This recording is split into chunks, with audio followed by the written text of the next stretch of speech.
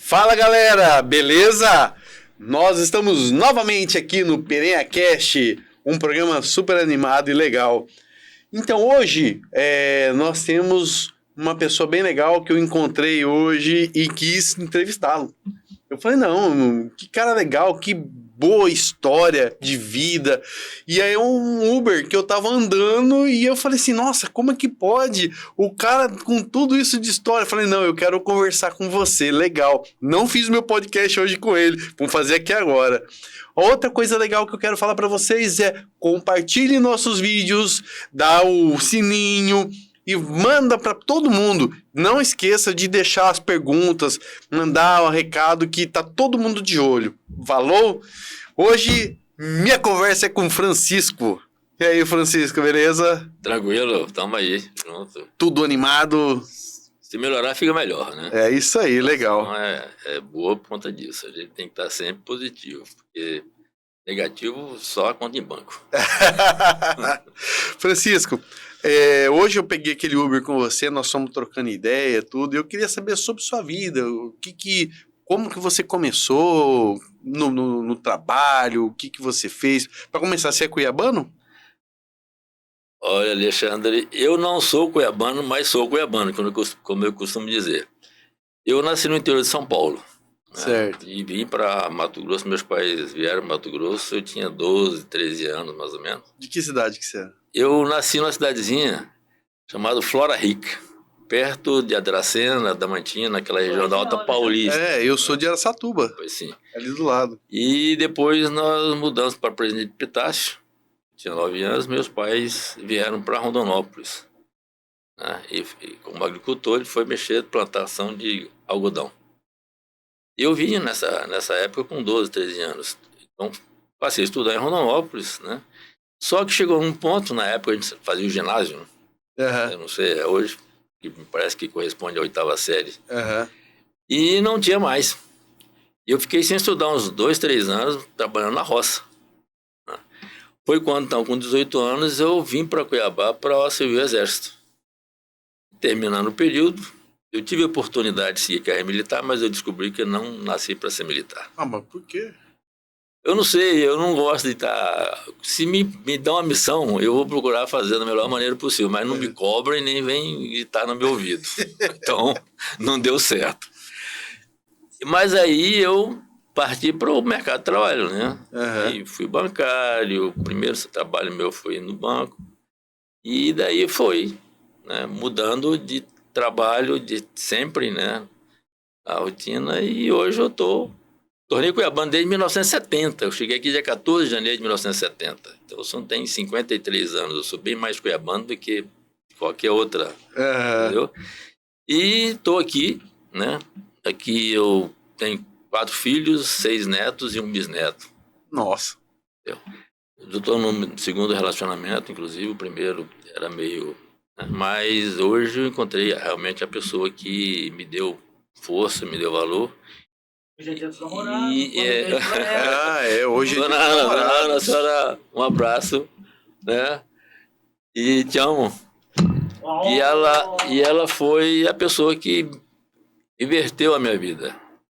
Foi, como se diz, aquela situação de mudança radical, né? 180 graus. Porque, na época, sem perceber, eu desenvolvi uma questão fisiológica muito interessante. Interessante não, até negativa, né? Vamos dizer assim. E é a questão do alcoolismo. Então, ela me deu um choque, né? Me deu um chacoalhão, e que eu tomei, então, a decisão de buscar um grupo de ajuda, que hoje eu estou aí há 17 anos, 16 para 17 anos, e realmente eu mudei.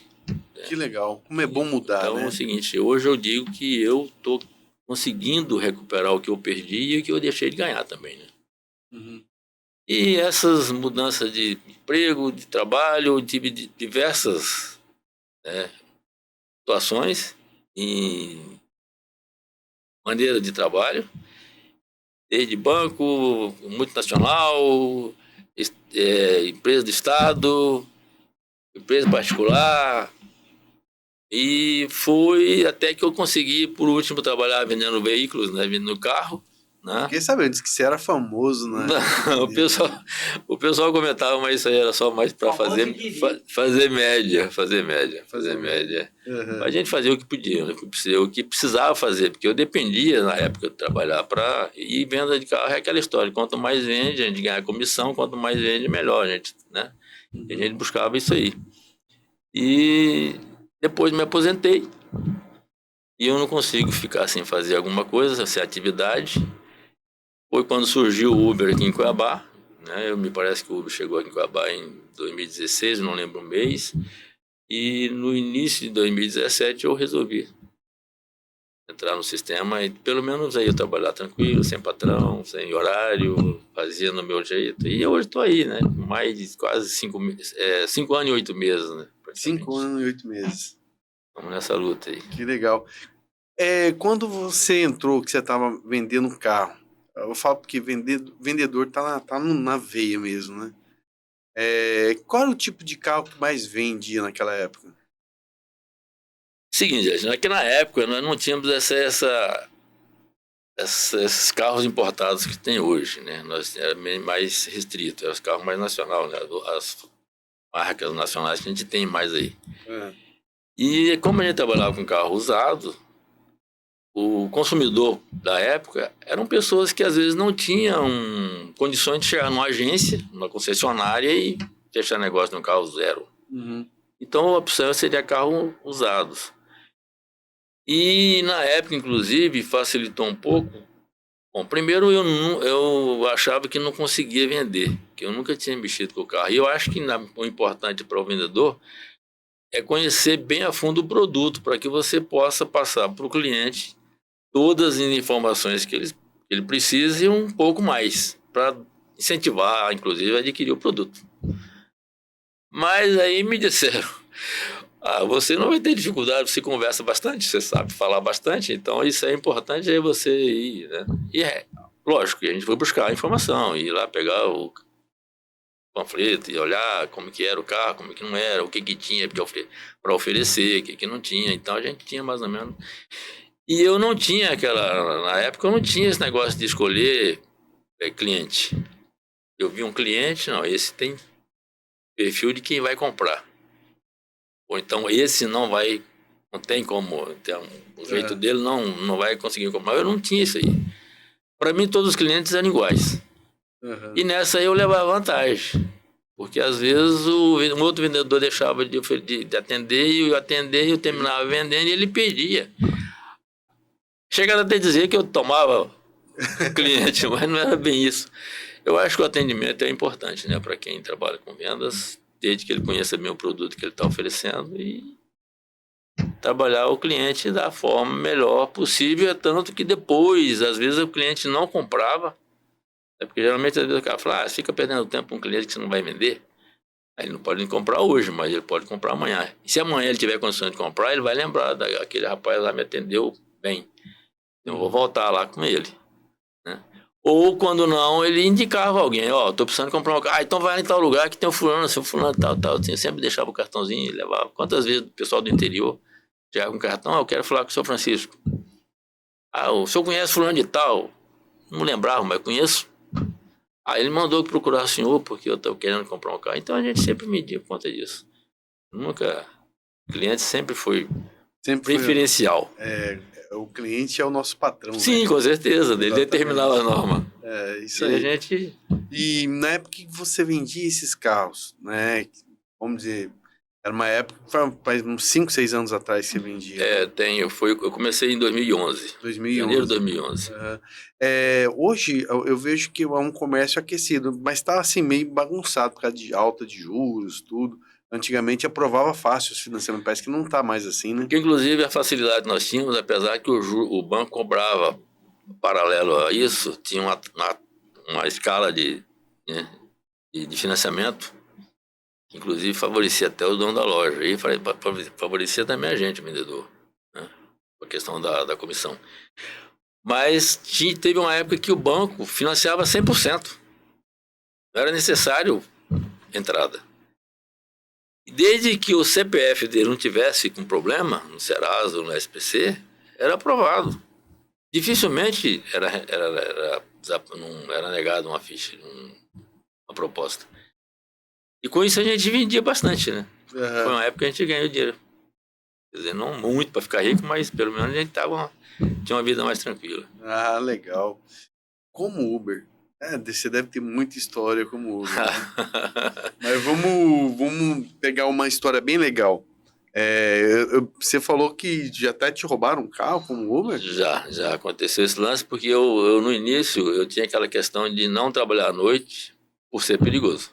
É. Né? Realmente é. É um horário assim meio perigoso. Mas eu vejo que às vezes eu tenho um vizinho meu que é Uber, ele só trabalha à noite. Durante o dia ele dorme. Mas eu tinha essa questão, né? À noite é perigoso.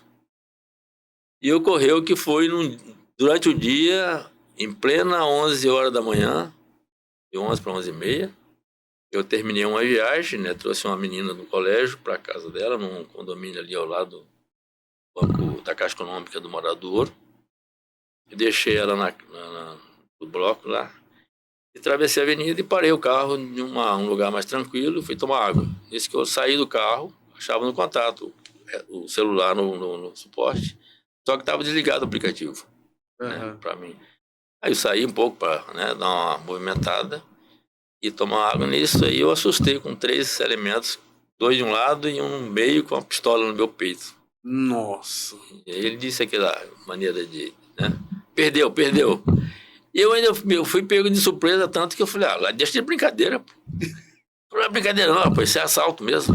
Aí caiu a ficha. Nossa. E agora? Cadê a chave do carro? Agora eu não posso reagir, né? Fazer o quê? Vai que esse cara me resolve dar um tiro. Claro. E aí eu falei, a chave tá no contato. Aí eles me botaram no banco de trás. Eles te levaram junto? Um foi ainda? dirigindo. Me botaram no banco de trás, ficou um do lado do outro. Um com a pistola na minha costela aqui e com a cabeça baixa. Baixa a cabeça, não erga a cabeça, porque ele não queria que eu reconhecesse depois, né? Uhum.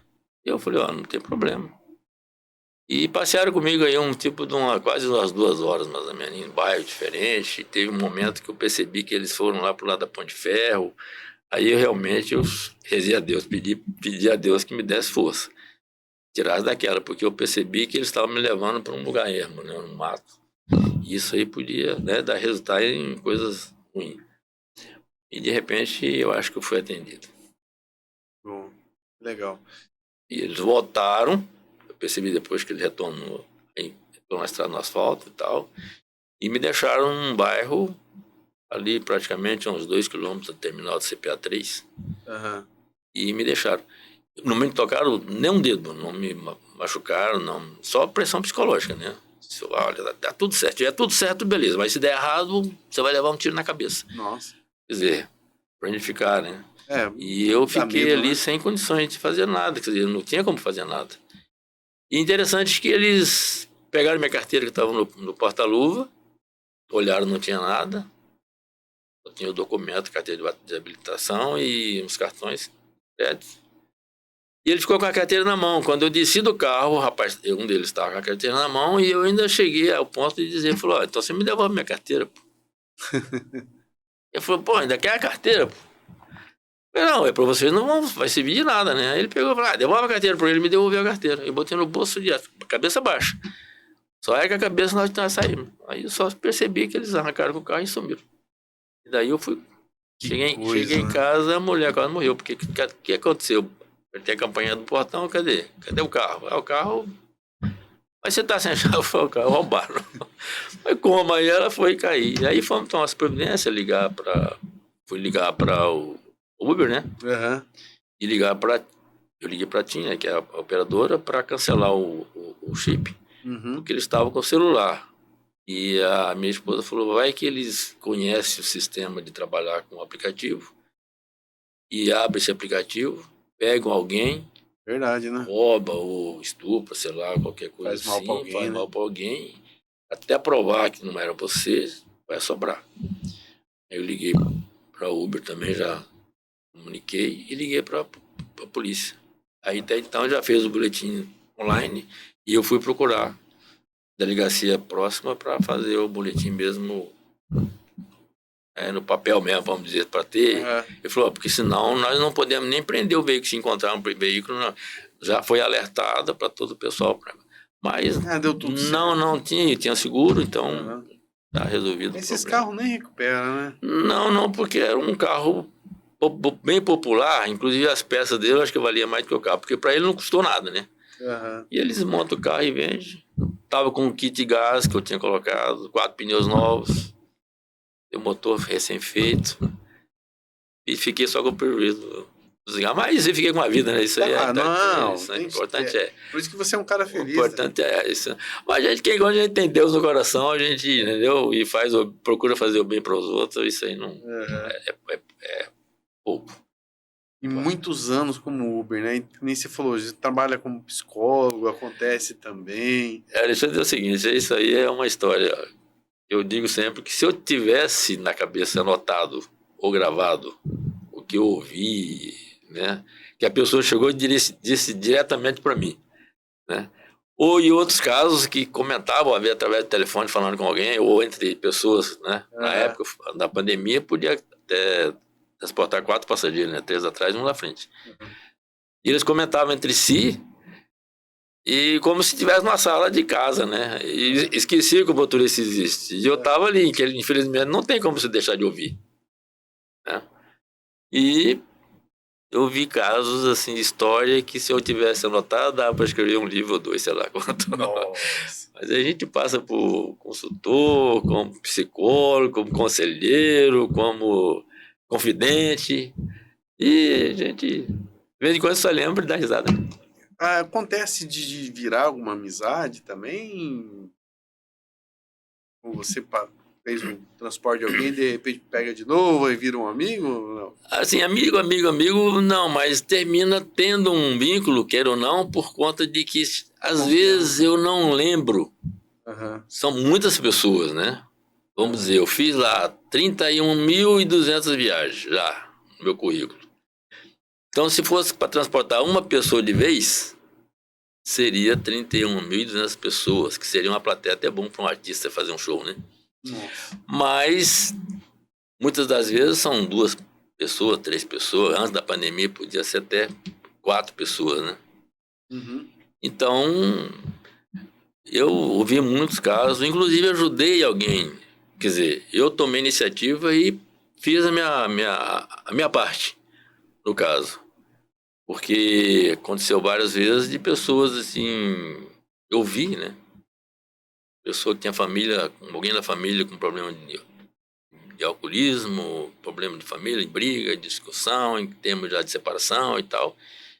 E eu chegar no final da viagem e falar, não pude deixar de ouvir, mas eu tenho esse telefone que vocês podem utilizar para se orientar e buscar ajuda, né? Assim como eu fiz. E a gente busca ajudar aquelas pessoas como eu fui ajudar também. Claro. Não só no grupo de ajuda, como também na igreja. Sim. Porque a nossa igreja também é uma igreja bem espiritualizada, a gente trabalha... Hoje, assim, o que eu vejo, eu não sei se isso está certo. Existem pessoas que ela consegue ter um autocontrole sobre o vício, né, de bebida, mas assim, ela vai levando a vida dela. Agora tem a pessoa que ela consegue estragar a vida com isso, né, com excesso, mudança de comportamento e tudo mais, né. E aí é difícil, porque é difícil você dosar, né, o que essa pessoa, ela precisa ter um parâmetro para ela procurar ajuda, né. Hoje é o seguinte, eu passei por dificuldades, né? Eu digo sempre que se eu tivesse continuado, eu não estaria aqui nesse momento, eu já estaria já do outro lado, tinha já partido. Não tinha tido a oportunidade de colocar minha 3ª geração no colo, né? Mas você vai buscar informação, como eu busquei nesse grupo de ajuda, e a gente recebe informações de que muitas pessoas na sociedade não conhecem, não sabem que, de acordo com a Organização Mundial de Saúde, o alcoolismo é uma doença que é incurável e progressiva, certo? Você não consegue iniciar a sua vida de alcoolismo tomando um garrafão de vinho, um gradado de cerveja, um joão de chopp, né? Aham. 1 litro de uísque de uma vez. Vai assim aos poucos. E como tem a tendência, tem pessoas que tomam uma dose, tomam uma cerveja e beleza, tá bom demais. Aí amanhã ou depois, uma outra, o evento, outro final de semana, continua. Mas no meu caso, por exemplo, era aquela história, eu não conseguia parar enquanto eu não visse o fundo Da última garrafa. A última garrafa no estoque. Aham. Tem mais alguma? Tem, então, mas não tem, então vamos buscar mais. Então já existe um descontrole. E a tendência é cada vez mais. Aí chega o ponto que, como se a gente diz, né? Chega ao fundo do poço. Uma coisa que eu percebo é que depois que você faz o consumo de álcool e você para, as mudanças que a gente sente a favor, boas, né? Porque quando você consome o álcool, tudo, aí no outro dia você tá ruim, aí você vai, bebe de novo, no outro dia você fica ruim, e você vai indo. Mas se acostuma com o seu corpo ficando ruim. Quando você para, você sente o benefício, aí que você percebe o tanto que você passava mal, né? Com certeza. Aí você vê o que estrago você fez, o que você perdeu, o que você atrapalhou sua vida e não estragou sua vida, e não só sua vida, a vida dos seus familiares, das pessoas que estão em sua volta. Às vezes tem pessoas que perdem o emprego, pessoas que perdem a família, e a família não aguenta. Porque, segundo, inclusive, essa questão, como ele é um doente alcoólico, é como se fosse uma laranja podre num cesto. Certo? Aos poucos ela vai contaminando e vai adoecendo outras pessoas em sua volta. Quer dizer, então a família, sem beber, adoece igual. Às vezes até mais. Porque já ouvi falar que a pessoa que não fuma e vive com um fumante se prejudica mais do que o próprio fumante. Né? Então, aí chega num ponto que às vezes a pessoa percebe que ele chegou no fundo do poço e se sente na necessidade de buscar ajuda.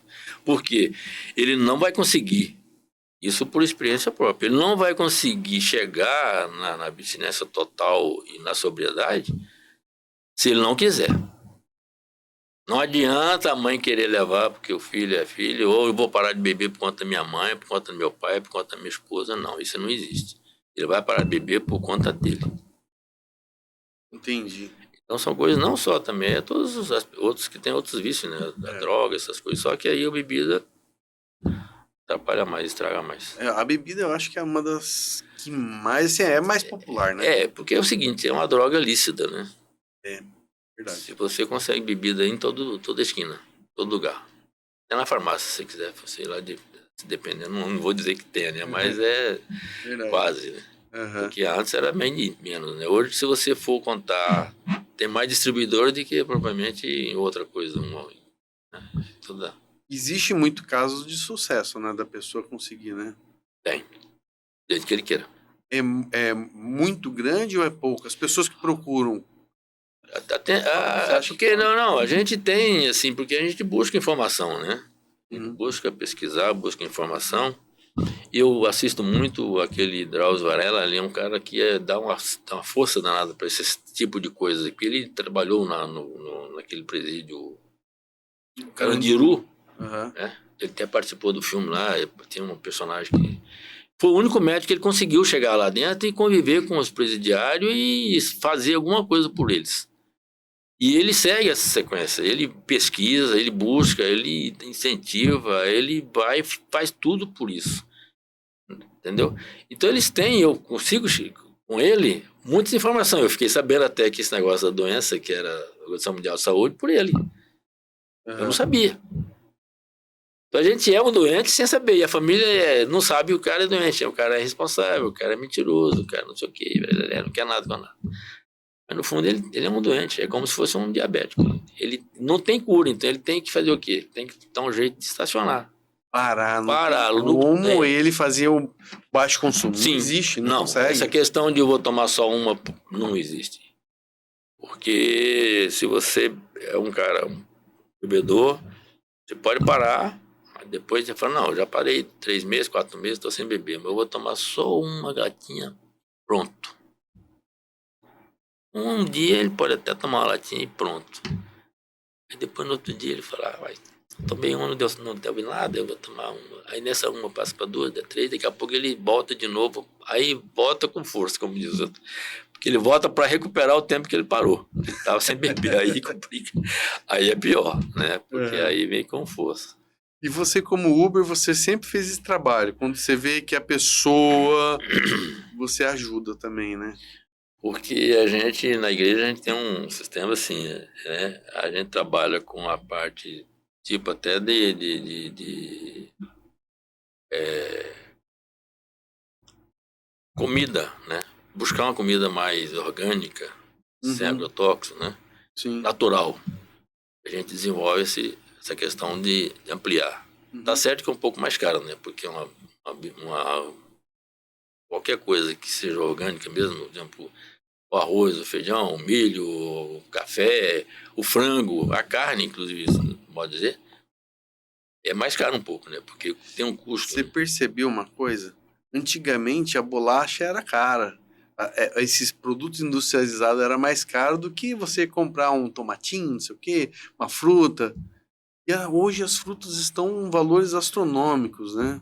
Porque é a questão do consumo. Quer dizer, antes, por ela ser caro, acho que o consumidor era menos, porque o poder aquisitivo era menos. Né? Hoje é a facilidade. Hoje não tinha aquele, assim, hoje você vê, eu admiro até a pessoa que inventou o supermercado, né? Porque antes eu lembro, quando eu era mais jovem, a gente ia no armazém.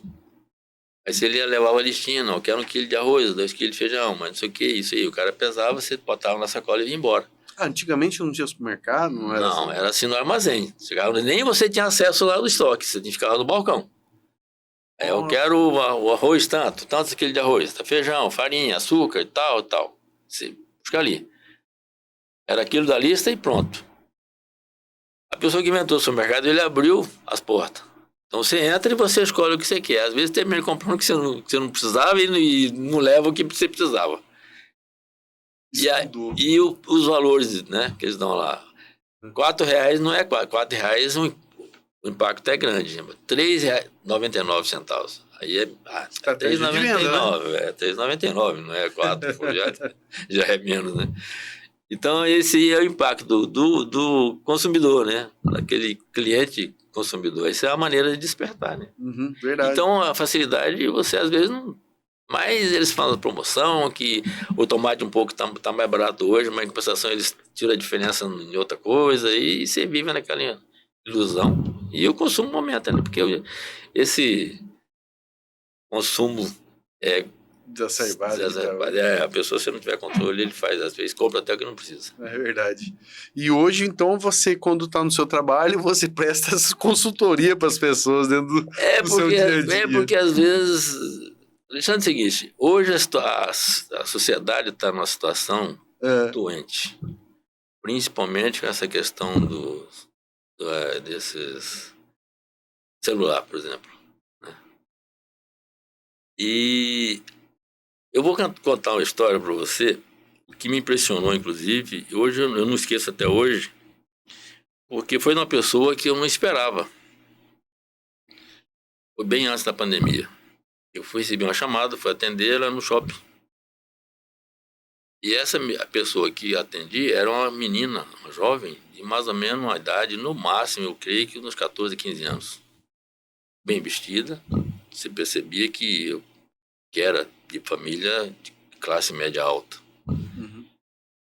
E, de repente, quando saímos quando começamos a levar para o destino, ela falou para mim, sobre isso, eu posso contar um pouco da minha vida para o senhor?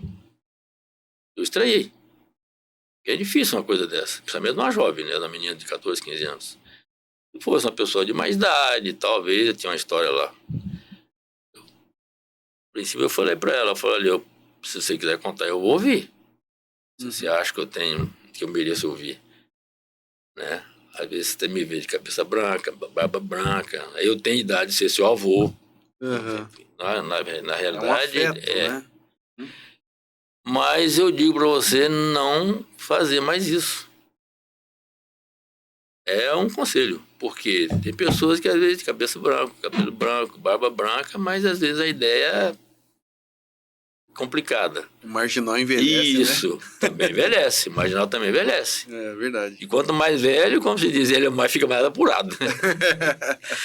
Então, eu disse a ela, pai, mas se quiser contar, tudo bem. Então ela relatou. O que eu percebi foi o seguinte, que ela... Eu não lembro se ela, parece que ela falou que tinha um irmão, não sei, mas era pequeno. E que ela tinha tudo o que ela queria, às vezes até que ela não queria. Mas o que ela queria realmente, ela não tinha. Aí fiquei na dúvida. Então, o que ela quis dizer?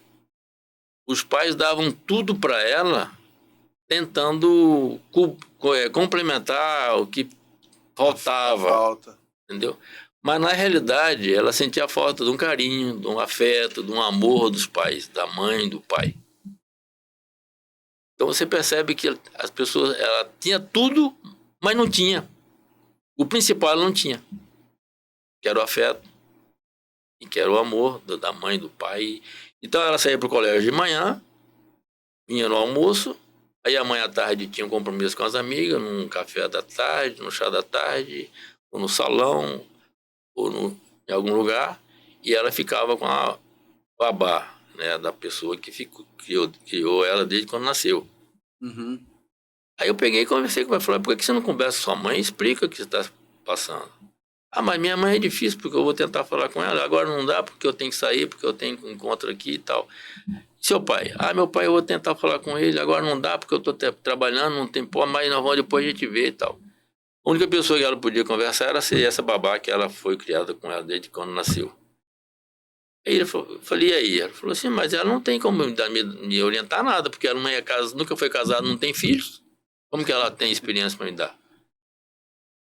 Aí eu ainda fiz um que não devia fazer, mas eu falei para ela, então faz o seguinte, um dia que você conseguir reunir os dois, ou chama os dois na hora que tiver, mas senta aí que eu quero conversar. Dá uma de maluca lá e fala, ó, o negócio é o seguinte, está acontecendo assim, assim, não aguento mais, isso aí que eu ganho, que eu tenho, não me resolve. É uma O judiação, que eu né? preciso é realmente carinho. Então você vê, uma pessoa assim, uma jovem dessa, se ela tiver uma orientação, né, se ela tiver uma ideia boa, ela pode tentar resolver o problema. Mas se for daquelas meninas rebeldes, né? Uhum. Fala, já que é assim mesmo, vamos que vamos. Pô. Regaça com Vamos ver o que vai dar. E aí os pais depois ficam reclamando porque o filho tá desse jeito, que a sociedade, os amigos, não sei o que, não sei o que. Mas se você reparar, mas isso é geral. Existe famílias que têm estrutura, que são tudo, mas tem gente que tem muito dinheiro. Mas ele tem tanto dinheiro que se torna pobre de espírito e não consegue gerenciar o amor, o carinho, o filho, tudo, e só o dinheiro, né? Isso é triste porque tem muito mesmo. Tem muita gente que se sente sozinho, né? Tendo um pai, uma mãe que tem tudo, né? E às vezes não usa essa riqueza para estar curtindo com o filho, tudo. Essa vida nossa tá muito esquisita, né? Porque hoje a gente vive em função do trabalho, em função da situação que a gente está na correria. Antes a gente parecia que tinha mais tempo. Hoje, às vezes, você não tem tempo ainda de comer, às vezes eu não posso ir em casa almoçar com minha família, como eu tenho que comer um sanduíche aqui ou ali no restaurante. Às vezes consegue, quando muito, no final de semana, né? Um almoço assim mesmo, quando senta a família na mesa, é um com celular, outro com celular e ninguém fala com ninguém. Você sabe que Vive várias pessoas vieram aqui falar a mesma coisa. Pessoas que sentam na mesma mesa, no celular, um não olha na cara do outro. Porque hoje a situação é a seguinte, que alguém vive numa multidão e vive só. Ele se concentra no celular aqui, às vezes falando com alguém que está a 500 quilômetros e não fala com a pessoa que está do lado. Ou assistindo a gente, né? Tomara que ouça.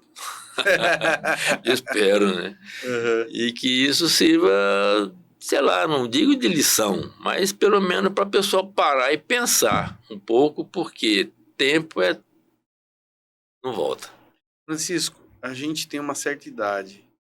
E aí a gente passou a nossa época.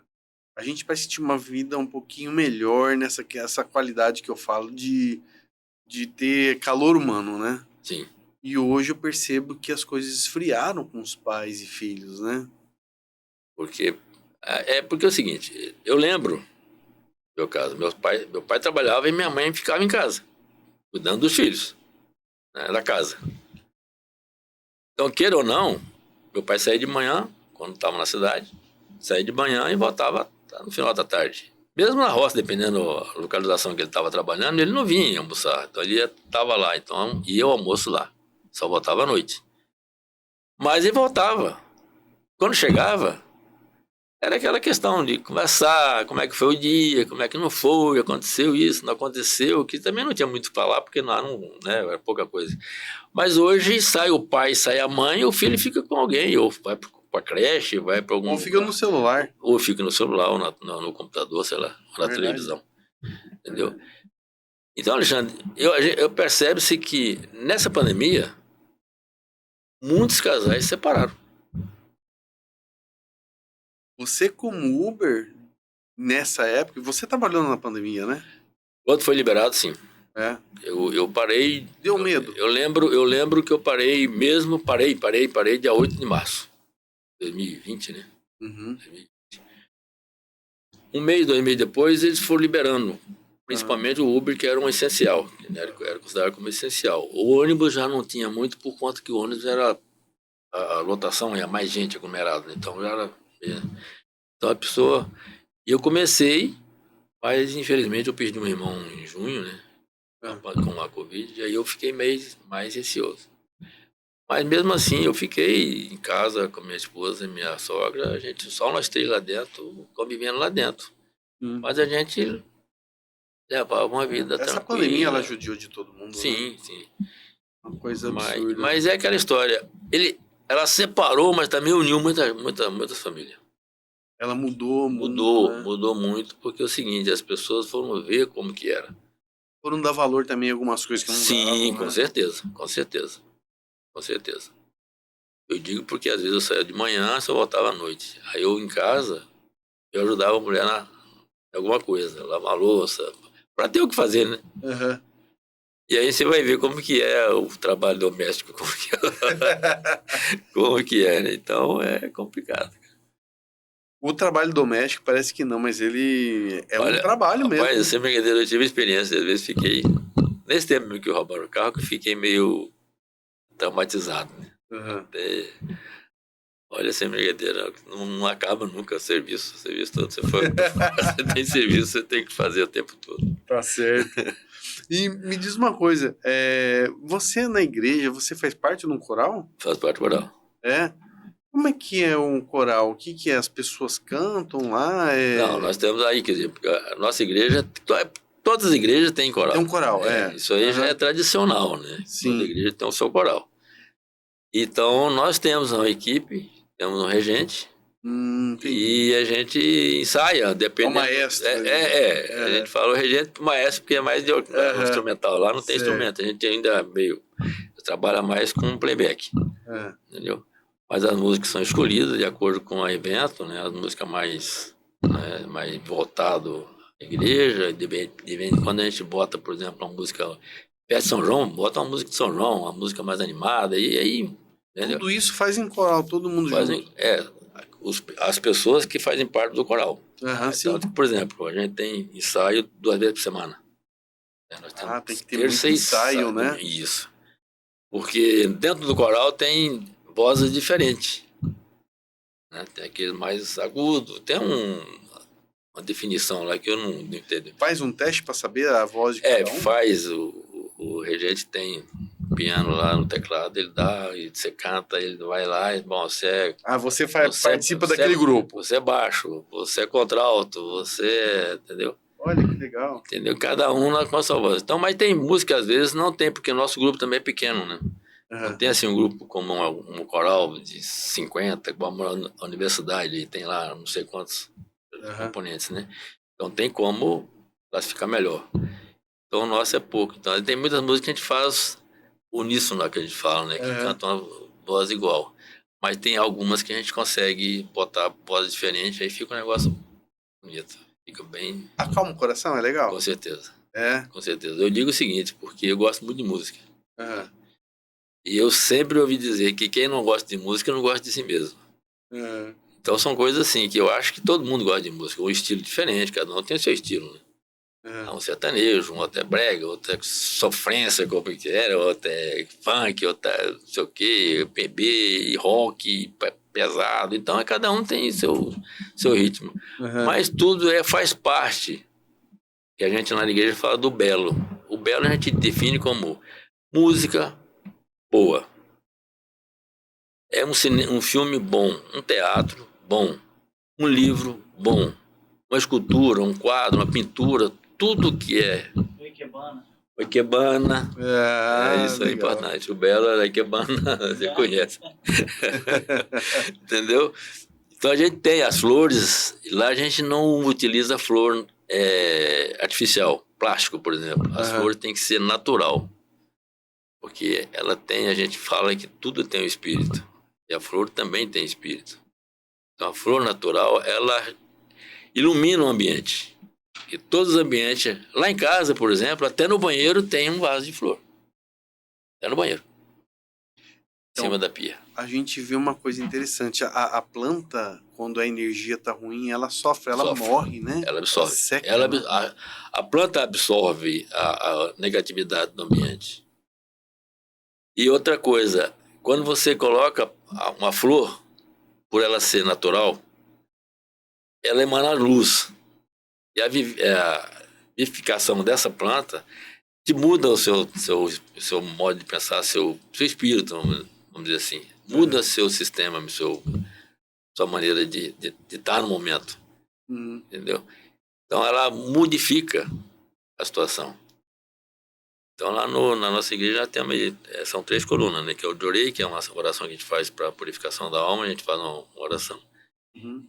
O Belo, a coluna do Belo, que se inclui isso aí, e a agricultura natural, que a gente busca comer o máximo natural possível, orgânico, né? Sem agrotóxicos, sem... A gente elimina, por exemplo, o enlatado, porque tem composição química para conservar, né? Entendi. Então a gente procura buscar isso aí. É um pouquinho mais caro, porque aqui não tem poucos, aqui ainda em Mato Grosso tem poucos produtores, né? Mas São Paulo tem agricultor que só trabalha só com produtos naturais, só orgânicos. Sim, verdade. Às vezes você vê hoje no mercado, se você for ver um tomate, por exemplo, que O orgânico é muito mais caro. é mais caro e às vezes ele é mais feinho, menorzinho, mas Aham. ele tem sabor. Ele é puro. É igual a galinha caipira. E galinha caipira, criado na roça, lá com milho, com um negócio. E você come uma galinha caipira com galinha de granja. Completamente diferente. Você vai comer um peixe do rio com um peixe de tanque. Completamente diferente. E um tomate, por exemplo, orgânico ou natural lá né, que não vai agrotóxico, não vai veneno nenhum, e come um desse ou outro. Ele é mais bonito, mais grande, mas não tem sabor, não tem, e você se contamina. Automaticamente você se contamina. Por Verdade. conta dessa alimentação, né? Então a gente procura sempre buscar isso aí para evitar, inclusive, doenças. Que é o Verdade. que a gente busca, né? Aham. Evitar a doença. Se a pessoa alimentar bem, automaticamente ele não vai ficar doente assim tanto, né? E se não ficar doente, não tem conflito, né? Com certeza. Inclusive, ontem eu assisti um filme interessante falando da Amazônia, falando que os medicamentos que você faz de lá, de plantas, é um trem fantástico. Fantástico. E é tudo natural. O nosso país não cuida direito disso aí, né? Mas é justamente isso, como foi falado, que se não cuidar, questão da queimada. Ontem tinha uma reportagem, né, sobre isso. Então, se não cuidar, daqui a pouco nós não vamos ter mais floresta. E não tendo floresta, Já não temos mais rios, né? você viu a poluição em Nova York, como que é? Fumaça. Lá no país estava se acabando lá, queimando tudo, porque é tudo pequeno, né? Então, quando pega uma queimada lá, já devassa, queima casa, mata pessoas e um monte de Todo coisa. ano. O Pantanal, como é que ficou aquela época que deu aquela queimada ali? Você viu? Coisa Então, é um horrível. absurdo. Isso aí, se não tiver um controle, não adianta. Desmatamento. Daqui a pouco a gente não respira mais. Nós temos aí, diz que o pulmão do mundo é a Amazônia, mas o pessoal não cuida desse pulmão. Como é que vai ficar? Francisco, eu vou despedir de você, uma pessoa maravilhosa. Adorei falar com você. Eu Você é um agradeço. cara, um poço de conhecimento. Quando eu estava hoje com você no Uber, cara, fez bem a gente ir conversando, eu vendo com o seu perfil. Por isso que as pessoas conversam com você. Você passa uma boa, uma boa energia, entendeu? Mas a gente busca isso aí, porque é difícil você chegar num ambiente, ter 3, 4 pessoas e você não conseguir falar com ninguém. E hoje existe, por conta de quê? Por conta das redes sociais, né? Então eles preferem estar aqui voltado, né? E hoje nós estamos tendo problemas de saúde, inclusive. Sim. Psicológico, depressão. Verdade. E é um monte Por de isso coisa que você por hoje- conta disso. Por isso que hoje você tá como se fosse um psicólogo. Olha, eu digo que eu não tenho. Não, mas- O único Passar o bem, né? A única coisa que eu tenho no meu celular é só um WhatsApp. Assim mesmo, grupo da família. Nem é assim mesmo, não, porque é muita conversinha, muita figurinha. Eu sou mais antigo. Você quer falar comigo? Manda, liga logo lá. Se eu falo, você responde. Eu pergunto. Tem negócio de mandar WhatsApp, você não visualiza. Aí você não me responde, eu já fico nervoso. Então, eu não sou muito chegado a isso. Mas, infelizmente, a gente tem que conviver com o meio, né? Verdade, A verdade. gente busca fazer o que pode. Não Eu mudar o outro não pode. Eu tenho que mudar a mim, né? Verdade. Não tem como mudar o outro. Mas é fantástico esse trabalho que você faz, ajudar as pessoas. É por isso que até, inclusive, eu quero deixar um pouco assim claro aqui no Perenha Cash, e é isso que eu faço, é trazer essas informações, trazer essas figuras, essas pessoas fantásticas, com todo esse conhecimento de vida. Não precisa ser famoso, não precisa ter nada. O que tem que ter é isso aqui, é bondade no coração e trazer Mas isso. acontece o seguinte, justamente que a gente busca lá, por exemplo, na igreja a gente fala isso, né? A gente tem que deixar o orgulho de lado e trabalhar mais a humildade, né? Ser mais altruísta, né? Levar as pessoas, pensar mais no outro do que dele mesmo. E a gente buscar ser feliz, mas para ser feliz, né, tem que fazer o outro feliz, né? Como é que eu vou ser feliz se eu não consigo fazer o outro feliz? Verdade. Entendeu? Só tem que falar qual que é essa igreja, né, São Francisco? Você tá falando tanto dela. Ah, tá. Então, para esclarecer, como foi solicitado aqui, a igreja que eu faço, que eu sou membro, é a Igreja Messiânica Mundial do Brasil. Ah, que legal. Estamos aqui no bairro Xangri-Lá, Que na maravilha. rua Ceilão, na Avenida Ceilão. E está aberto É isso aí, o gente. dia todo. É isso aí, gente. Quem precisar desse acolhimento, tudo, ó. Nós temos E o nós Francisco temos- que está nessa igreja. Nós temos o Jorei, que é uma oração para purificação do espírito, da alma, né? Que é o alimento da alma, né? A gente recebe, faz essa oração. E ela está aberta das 8, nós temos um culto de manhã às 8 horas e um outro às 18. Aham. E nós temos um culto principal mesmo, que é um culto de agradecimento que a gente tem uma vez por mês. Que é mais. Inclusive tem, agora dia 15, nós temos o culto do Paraíso Terrestre. E vai ter uma festa junina também. Olha, ainda não está cogitado organizado. essa questão É. ainda, né? Por conta da pandemia Todo ficou mundo meio tá tendo, frio, é. aí a gente ficou mais assim, mas vamos ver se resolve ter essa festa para animar o pessoal. Também nós fazemos festa também, né? E outra coisa, lá na igreja não se proíbe. É, né? A pessoa pode beber, pode fazer o que quiser, desde que ele assuma a responsabilidade. É igual aquela história, né? Deus nos deu o livre-arbítrio, mas contanto que a gente se responsabilize pelos atos e resultados que provocou as ações, né? As ações, verdade. Porque existe uma reação, tem que ter a ação, né? Você tem que praticar uma coisa para resultar em alguma coisa. E a gente busca isso aí. Francisco, obrigado. Eu que agradeço. Muito obrigado mesmo por estar aqui falando com a gente, passando sua experiência de vida. E eu quero agradecer mesmo, de coração, tá? Por essa conversa fantástica que nós tivemos. Você ter me convidado, eu fiquei assim na dúvida, por quê, né? Por quê? Porque você, gente, né, você é uma pessoa iluminada. De manhã, de repente você tá... Não, eu gostei. É isso que movimenta a vida. É isso que faz a gente ser cada dia melhor. Passar nossas experiências. Obrigado, Francisco. Eu que agradeço. Siga nosso canal. compartilhe nossos vídeos. E é isso aí. O PerenhaCast tá ficando por aqui. E um beijão e até a próxima. Isso aí, galera. Compartilhe. Obrigado pelos inscritos. 18 mil. 18 mil inscritos. Não é pequeno. Tô me sentindo seguido pra caramba. Valeu, galera. Um abraço. Tudo de bom. Valeu. Tchau.